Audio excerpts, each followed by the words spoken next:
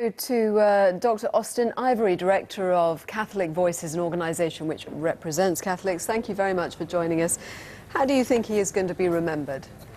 Oh, I think he'll be remembered as a magnificent teacher and a magnificent pastor. I think he'll be remembered above all for the teachings, for the documents, but also for his visits, like the one that he made, of course, to the UK in 2010. He made something like 27 visits in those 8 years, and they were all actually very successful, and on the whole he touched people's hearts, and he did what a pope does, which is to, offer Christ to the world in a particularly kind of unique way. And I think in all of that he's been very successful. And actually what happened today, indeed the last few days, has been actually his perhaps greatest even teaching moment. He's giving us all kinds of messages about depending on God, about the nature of office, the nature of leadership. And I think today was moving and poignant, but also full of really quite profound messages.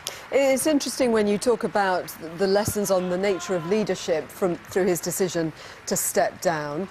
Has there been much criticism of his decision to do that? No, I think there's a sense that it takes the papacy now into uncharted waters, that there's fear that in the future, for example, a pope could be pressured to resign. There is that fear. I mean, there's a kind of a certainty in the idea of a pope like a monarch carrying on forever. So in that sense, it introduces an element of uncertainty. But actually, the decision's been, I think, admired and welcomed. And I think what he did today was explain, really actually very beautifully, that he agreed to be Pope. He accepted his election back in 2005, not because he wanted it, not because he sought it, because he generally believed that that was God's will for him. And equally, he's explained today that he, in prayer, reached the conclusion that for the good of the Church, not because he wished to have the burden lifted from him, but actually it was necessary for the Church that he stepped down.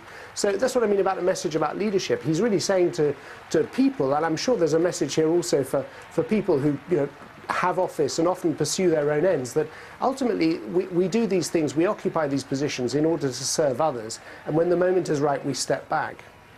Looking ahead to the next Pope, can you make any prediction? What will be the main challenges for the next Pope?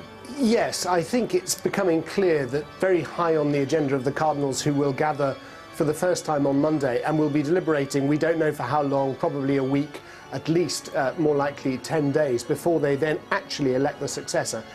Certainly reform is emerging, a reform of governance specifically. I think there have been too many instances in recent years of corruptions, of leaks, of tensions within the Vatican, and indeed the Pope's referred to them himself. He was a great teacher.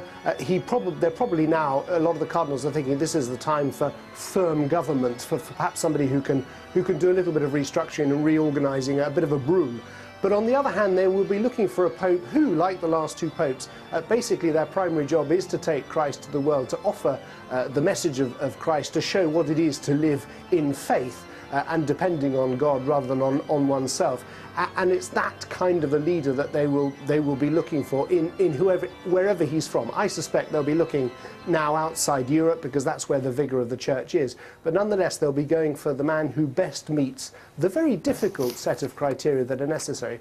But I think was one thing that's really struck me today. The Pope talked about how he would be leading a life of prayer, and of course, for the first time, the next Pope will have, just opposite from him, a very quiet, very contemplative, very prayerful man who is there ready to listen and to help, who knows what it's like to bear the burden of that office. People talk about the loneliness of the office. Well, it's not going to be a lonely office any longer. Dr. Austen Ivereigh, good to hear your thoughts tonight. Thank you very much for joining us.